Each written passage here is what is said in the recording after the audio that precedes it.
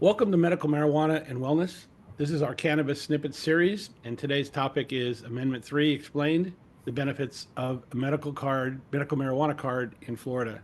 Helping me today and co-hosting is Amy Green, a patient educator. Amy, welcome. Thank you for having me, Mark. Thank you. You deal with quite a few patients, and you're going to be right in the middle of this, getting a lot of questions about this topic, aren't you? Absolutely. And we're already getting a lot of questions about this topic. Sure. So, Amendment 3 is officially called the Adult Personal Use of Marijuana Amendment. Actually, that's going to be the title of the section if it's put in place. It's actually Article X in Section 29. But Amy, tell me a little bit about if you can summarize what the ballot measure talks about. Yeah, absolutely. So, this ballot measure would allow adults 21 years of age and older to possess, purchase, and then use or consume marijuana products and marijuana accessories for non medical personal consumption reasons, either by smoking, ingestion, or otherwise. This does allow medical marijuana treatment centers, which are also known as dispensaries, and other state licensed entities to acquire, cultivate, process, manufacture, sell, distribute cannabis products to adult use patients. And while this does apply to Florida law, it does not change or immunize any violations of federal law. So again, this only applies to Florida and in no way changes federal law. And then it establishes personal possession limits and it allows for consistent legislation. So it's an interesting starter ballot. If you take a look at the details of Amendment 3, one of the important parts of it is it really does not change in any way the use of medical marijuana in Florida. In other words, that particular program and set of rules and regulations are still in place. So Florida residents who have a card are not subject to criminal or civil liability under Florida law. But it does have some other interesting details with respect to limitations and definitions as well as the duties of the department. Can you kind of give us a summary of those? Certainly. So the biggest thing is nothing in this amendment stops the legislature, our Florida state legislature, from enacting laws that are consistent with the writing of the amendment. So what that means is they are not going to make any limitations that are outside of the scope of the amendment, but it still gives them a very wide scope in which to implement the amendment. And then nothing in the amendment allows for on-site medical marijuana use in any correctional facilities or detention facilities, and it does not allow for cannabis use at all in any public place. So that actually has not changed at all because that is how it is written for medical cannabis patients as well. Now, when we're looking at the definitions for marijuana and cannabis, according to Amendment 3, they do include all parts of the genus cannabis. So that includes all cannabis plants, including hemp plants. It also includes the seeds, the resin, and any part of plant, even compounds, manufacturers, salt derivatives, mixtures, and preparations of the plant. The state, it interestingly does include low THC cannabis in this as well, with a limit of THC of up to 0.8%, which is a little bit different than the federal 2018 Farm Bill, which allowed up to 0.3%. So that's a little bit different. And then for the personal use, the possession, purchase, and use of medical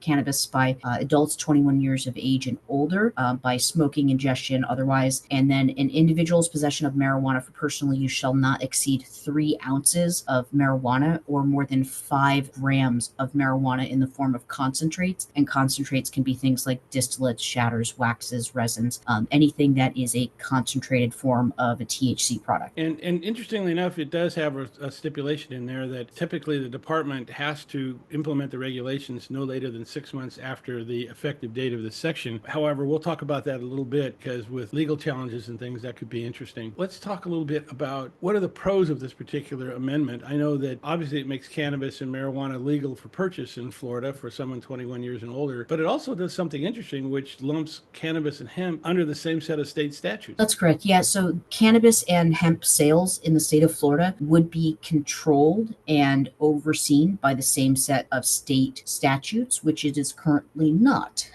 So what this regulation does do is it allows cannabis and hemp products to only be purchased at Florida state licensed dispensaries or medical medical marijuana treatment centers. Yeah, and it's interesting to point out in this particular amendment, there's no provision for adding any new state licensed dispensaries or MMTCs. And what that means is that a lot of the local hemp shops that you see will not be getting a license. You'll be required to go to that medical marijuana dispensary. That's an important piece. It is, especially when you consider small businesses like a lot of those local hemp shops. They're not able to afford the millions of dollars it costs to purchase a state license if one were available. Another thing that this does, though, is it ends low-level marijuana possession arrests, which there have been hundreds of thousands of low-level marijuana arrests over the past decades in Florida. We should hopefully see these resources that are currently going towards these arrests. Hopefully, we're going to see these resources going towards serious crimes. And then, according to a 2023 survey, most consumers residing in legal states say that they obtain their medical cannabis, or I'm sorry, their cannabis in general, from licensed establishments, reducing the number of unregulated street dealers or people that you would get cannabis from outside of the licensed arena. And then Amendment 3 is considered a starting point with there's just a lot of work to do to actually get it so that it's an adult use program that is serving the most amount of Floridians. Sure. And it's important to point out this is really a framework and not a final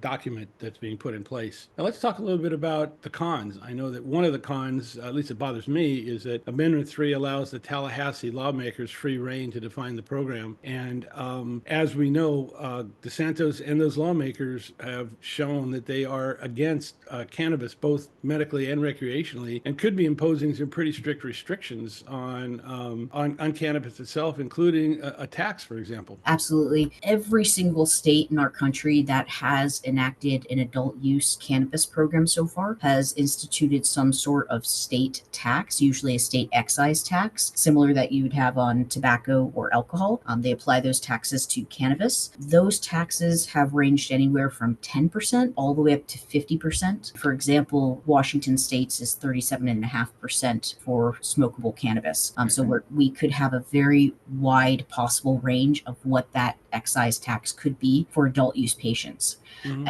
We also have, we don't exactly know if there will be any restrictions on THC caps or on personal possession limits. The personal possession limits suggested in the last slide is just that. It's a suggestion. However, we don't know that that will be the final written rule, because if you look at programs like Texas and Georgia, what they've essentially done is make a CBD only program by so thoroughly restricting access to THC products that essentially patients only have access to CBD. So that is always a possibility. Not that that's what we want, but it is always a possibility. Another big thing is this amendment 100% favors the current large dispensary model that we have. Smart and Safe, which is the actual ballot amendment, was mainly funded and mainly serves our multi-state medical marijuana companies such as Trulieve. They've been the real catalyst behind the Smart and Safe amendment. And then cannabis and hemp will be regulated by the same set of state statutes as we said before. But again, this may limit where CBD can be bought, because currently CBD can be bought over the counter legally at head shops and other businesses, truly. And we don't know how the state is going to restrict access to hemp products. Right. And then currently, there is no provision in this bill for any home grow option for patients or for adult use patients. So the amendment itself really is a framework that serves the interest of the MMTC, specifically Trulieve, and really isn't doing much for the hemp shops and for people that are looking for low THC products to be able to help them, like CBD products, to help them with their particular condition. And that's something to really pay attention to. So let's talk about the pros and cons. I know that you talk about the people who support it. Obviously, the state licensed dispensaries, MMTC, and Trulieve support it. I think people like John Morgan also supports it. Absolutely, yeah. And I mean, John Morgan has honestly been described as the godfather of Florida medical cannabis, and that is because he really supported the initiation of the Florida medical cannabis bill. But again, he is in support of Amendment 3 as well. And then there's also additional organizations like Normal, Safe, and MMP that are also in support of Amendment 3. And these supporters are saying that it removes some of the power from drug cartels, decreases gang violence, frees up valuable time for law enforcement to pursue other public safety matters, removes the significant expense of the state's judicial system without them having to prosecute low-level cannabis offenses, ensures a safe, regulated cannabis product, and it's also going to generate tax revenue for the state. And then, of course, there's the other side of it, which is the people who are saying no. And this is supported by people like a lot of the hemp organizations, as well as I think DeSantis and other GOP leaders. Certainly, and the many of the police groups and the Florida Sheriff's Association are also against this amendment. They would support a no vote, and a lot of their reasoning is that they believe that it will increase criminal activity, increase traffic accidents and collisions, raise rates of homelessness, and then increase hospitalizations. And our current governor, Ron DeSantis, has said that the measure would be bad for quality of life because, quote, the state will start to smell like marijuana in our cities and town, end quote. Kind of interesting. He should read the bill that says you can't smoke in public. But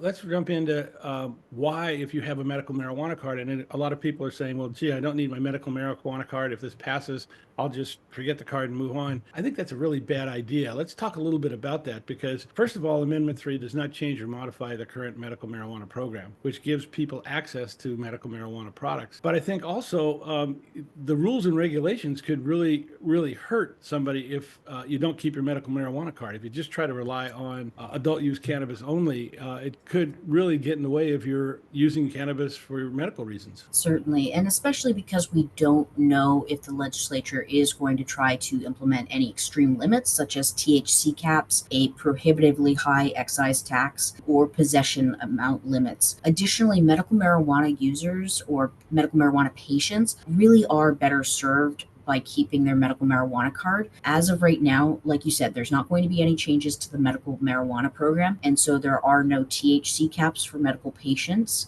As far as we know, Florida will not be applying any excise taxes to the medical program, so the medical program would remain tax-free. Patients can get dosing and product suggestion help from their medical cannabis doctor and those patient educators that work with those medical marijuana doctors.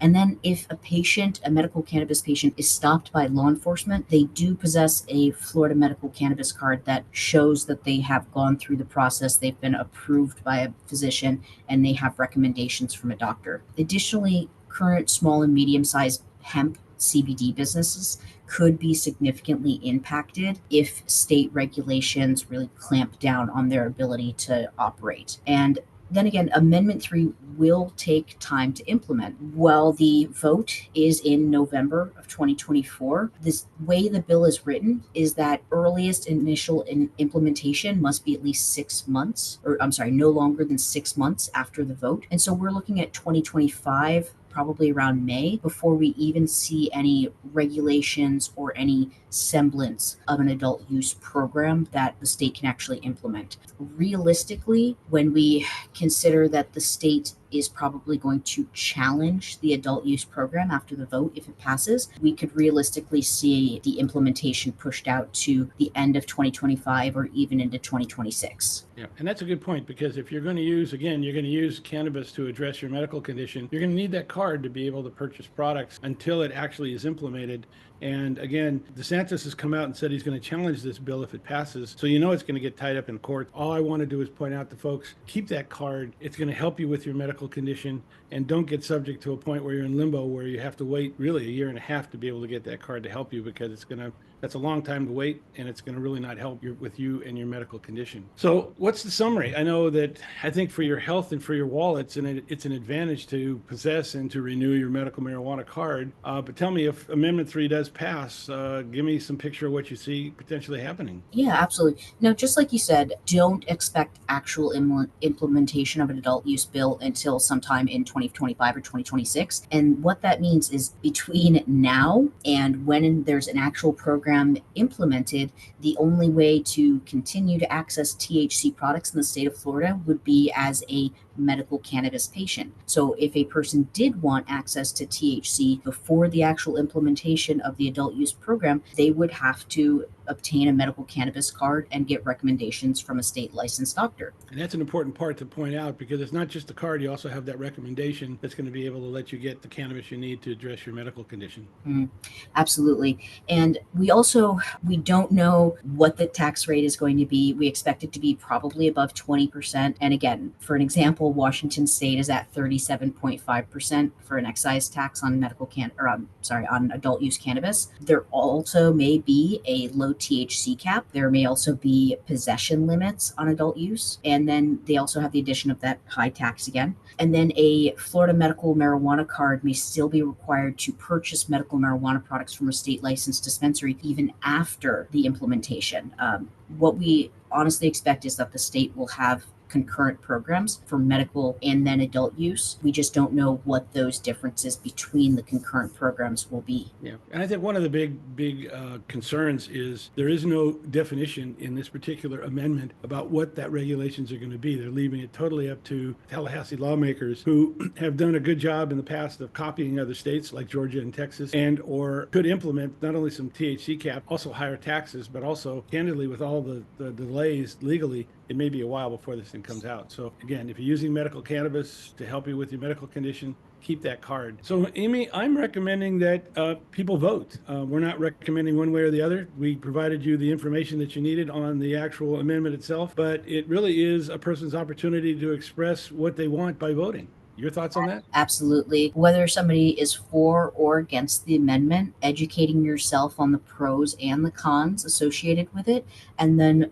vote based on how you feel. And again, we're not recommending one way or another. I recommend voting in not just this election, but all elections. Yeah, there you go. Amy, thank you. Any final thoughts? As always, I always recommend for new patients, please use a treatment journal. Start low and go slow, and then reach out to your medical provider with any clarifying questions that you have. I know this is a controversial amendment. I do want to thank everybody for watching. Please follow us on social media. Our YouTube channel obviously will carry this video. We have our weekly webinars, and of course Facebook. And our goal is to really help you get your life back. Thank you very much for joining us.